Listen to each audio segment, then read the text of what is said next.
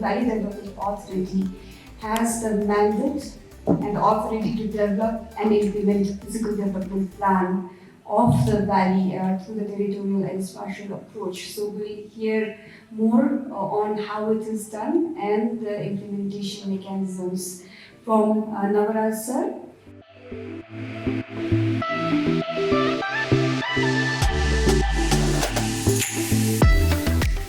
The dynamic pattern of urbanization, particularly for the last decades, has been greatly influenced by different driving factors. The construction process of developing the new cities quickly started after the approval of the physical development plan from the capital.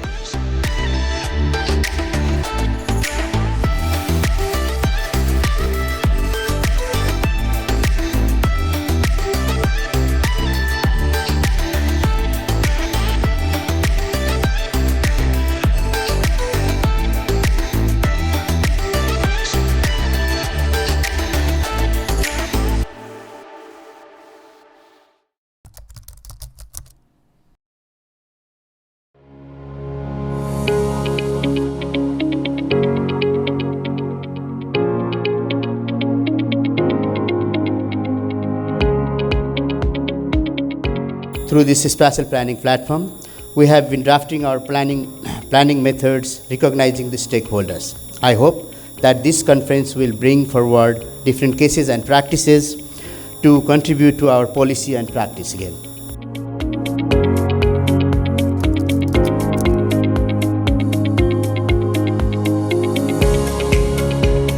The benefits of this meeting is that this stock-taking will be done with the participants of so many countries and with the Nepal experience. And we hope to have the recommendations for that in October for the Asia-Pacific Urban Forum. जापानले भूप्रयोगमा लिएका नीति र अन्य क्षेत्रीय मुलुकहरू जसले सहरहरूको निर्माणमा, मानव बस्तीहरूको निर्माणमा र आर्थिक वृद्धिको केन्द्रको रूपमा सहरहरू निर्माणमा जुन काम गरिरहेको छ त्यो संज्ञान हामीले प्राप्त गर्नेछौँ र हाम्रा पुराना नलेज र हामीले गरिरहेको प्र्याक्टिस अभ्यास उहाँहरूले सिकेर जानुहुनेछ भन्ने मेरो अपेक्षा छ। यस सम्मेलनले नेपालका सङ्घ प्रदेश र स्थानीय सरकारमा समतामूलक शहरी विकासलाई प्रवर्धन गर्ने आवश्यक पर्ने विषयमा दिशानिर्देश गर्नेछ। यस सम्मेलनले भविष्यमा एकीकृत दिगो र जलवायु उत्थानशील सहर तथा बस्तीहरू निर्माण गर्न एकअर्काबाट सिक्ने अवसर प्राप्त गर्नेछ।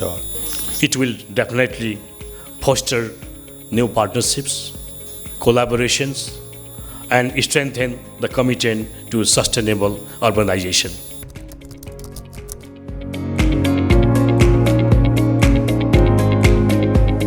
Strengthening national land or urban system is not simply difficult in practice. It's primarily an extraordinary difficult proposition in theory. The frustration of this proposition met in reality is often a reflection of its theoretical immaturity. हामीले complementary land युजलाई promote गर्नुपर्ने हुन्छ।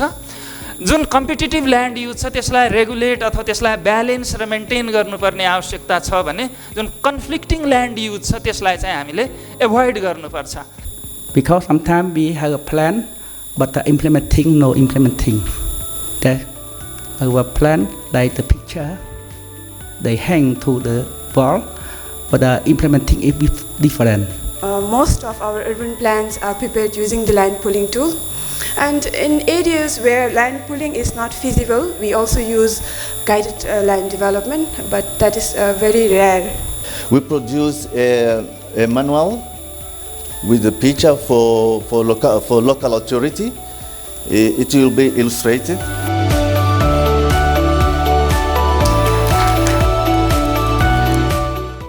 We have again 4 speakers this afternoon. We are mostly talking about we are bounding those plans with the administrative boundaries. So whether that is administrative boundary is the planning region. We are making our cities more vulnerable because we are eating away from the water bodies, agricultural land, flood prone areas. And this is the challenge because core is getting denser, affordable housing is moving away. Like Katmandu Valley Development Authority, we have 5 authorities already established. They have their own jurisdiction. Going to have more 4 development authority to deal with this development scenario. The same level of development throughout the country. But what we can do is to connect all these urban centers so that they have better access. Urban development and climate change. I think Malaysia, we are quite fortunate because in terms of policy making, we are quite well coordinated over time. So we have a deliberate effort to establish cities across the country so that we reduce pressure from Kampala, but also we see population going to those other cities. The Nepal Shelter Policy 2012 to address the housing and urbanization problems of low-income households, including slums, rental housing and housings for internally displaced.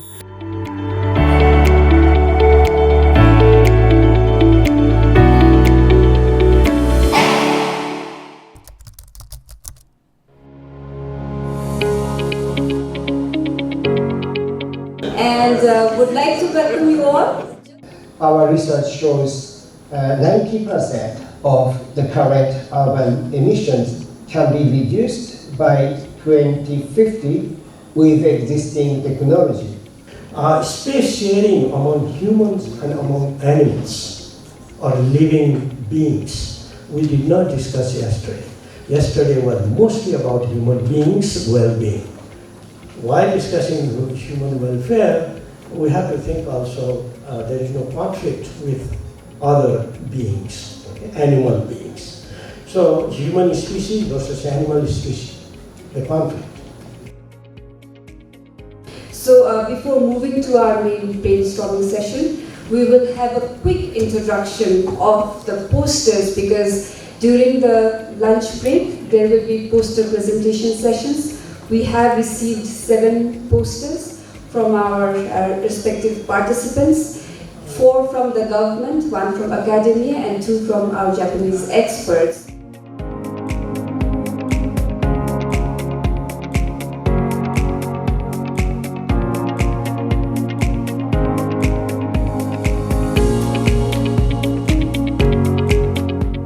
For the next 15 years, that means, each year that we have to be spending almost $1.62 billion that we have to spend, actually to realize, what we have visualized in National Urban Development Strategy itself.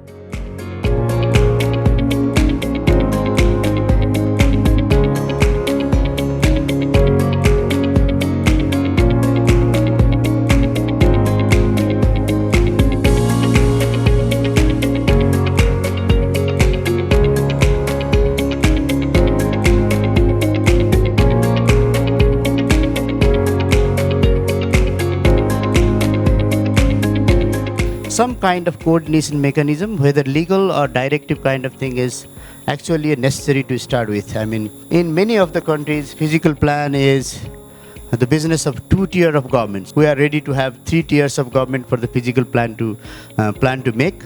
So coordination is still a question. So having case study presentations, there are 6 presentations.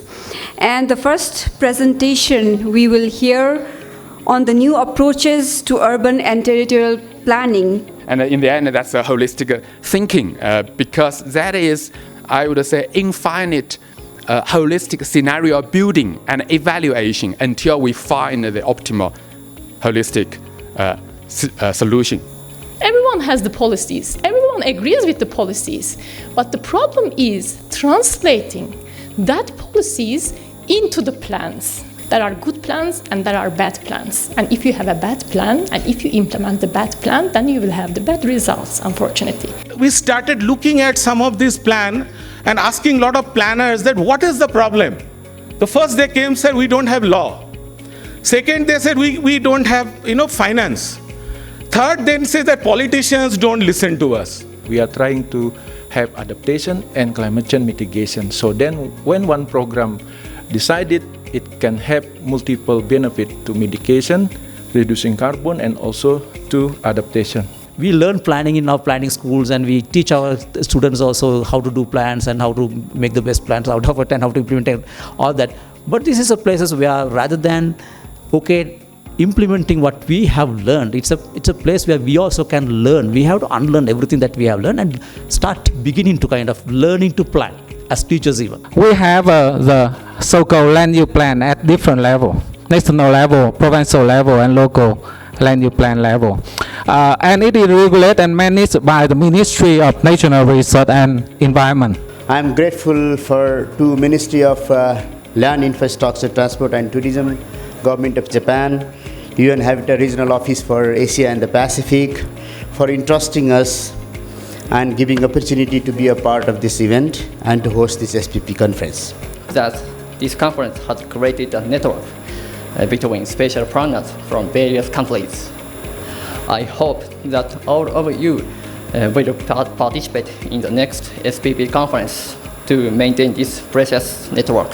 Really thank you, because I think the quality of all the contributions I found extraordinarily interesting.